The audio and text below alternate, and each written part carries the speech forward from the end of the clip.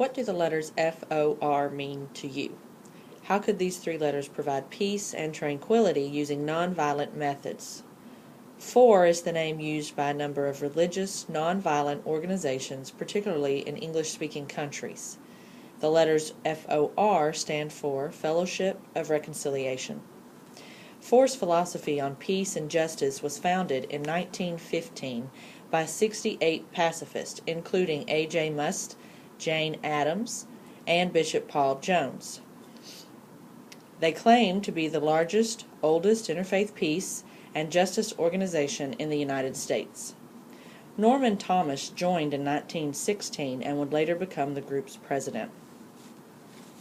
From 1916 to 1917, the organization helps organize the National Civil Liberties Bureau, now the ACLU. They support World War I constituents, objectors, and contributes to legal recognition of CO rights.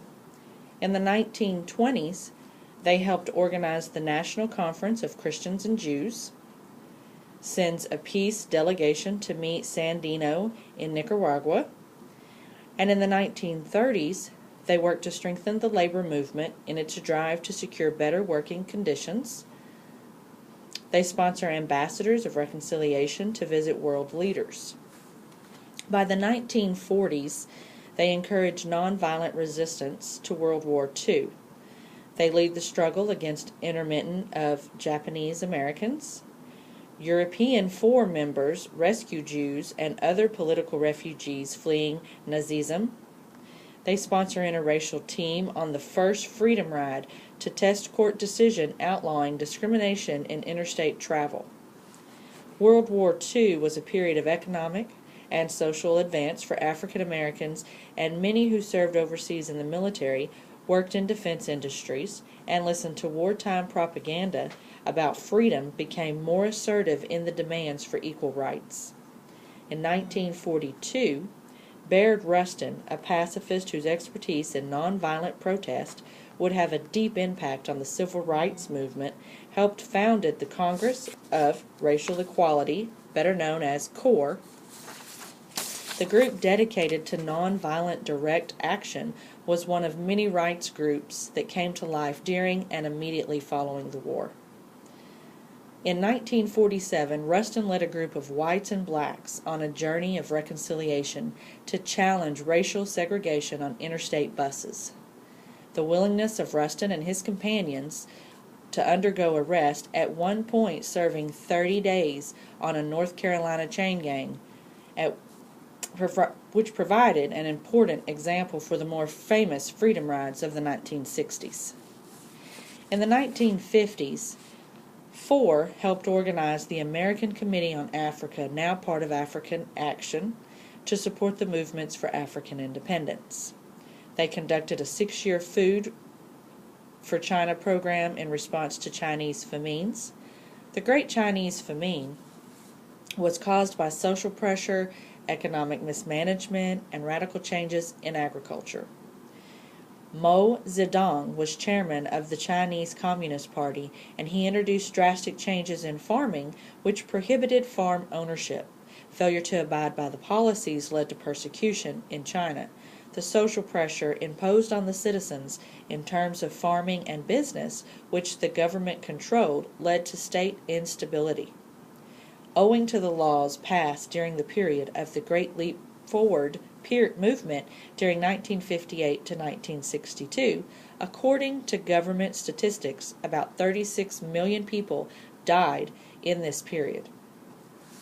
FOR staff worked with Martin Luther King Jr. during the Montgomery bus boycott and hold workshops in nonviolence throughout the South.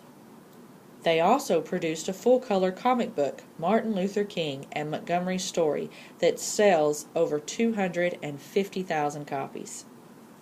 In the 1960s, FOR launches shelters for the shelterless, building real shelters for homeless people in response to increasing public demand for fallout shelters.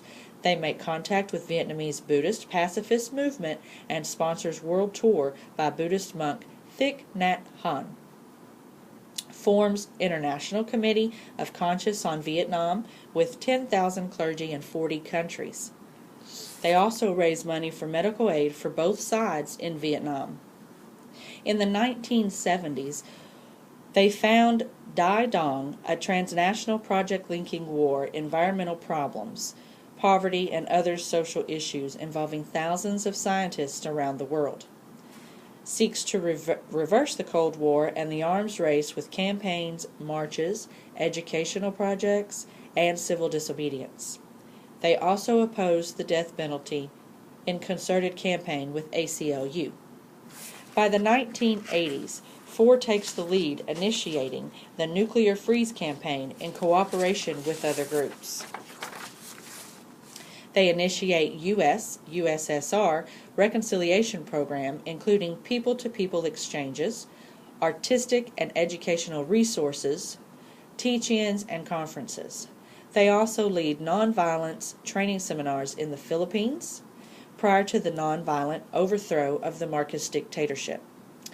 Now, Ferdinand Emmanuel Adralin Marcos Sr. was president of the Philippines from 1965 to 1986. His administration was marred by massive corruption, political repression, and human rights violations. In 1983, his government was being accused of being involved in the assassination of his primary political opponent, Benigno Aquino Jr. Public outrage served as the catalyst for the People Power Revolution that ultimately led to his removal from power and eventual exile to Hawaii. By the 1990s, FOR sends delegations of religious leaders and peace activists to Iraq to try and prevent war, and later to see the massive devastation caused by the economic sanctions imposed upon Iraq. They also start the campaign to save a generation, which is an ongoing project centered on saving Iraqi children from the horrors of the sanctions and American children from the poverty rampant in the United States. FOR launches Stop Killing, Start the Healing campaign in response to escalating levels of gun violence in the United States.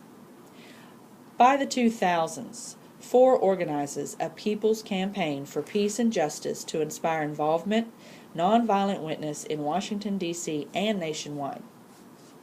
They accept invitation from the Colombian peace community of San Jose de Apartado to provide protective human rights accompaniment in a royal war zone in northwestern Colombia. They also launched the I Will Not Kill campaign for young people to make a life commitment to resist participating in violence. So in closing today, I want to explain that the Fellowship of Reconciliation began in the early 1900s with one goal in mind, and that was to prevent a war outbreak in Europe. While World War I had begun, preceded by several wars since, FOR has proven through numerous campaigns how peace and nonviolent solutions can resolve dispute and also pave the way for a more civilized society, not only in the United States, but around the world.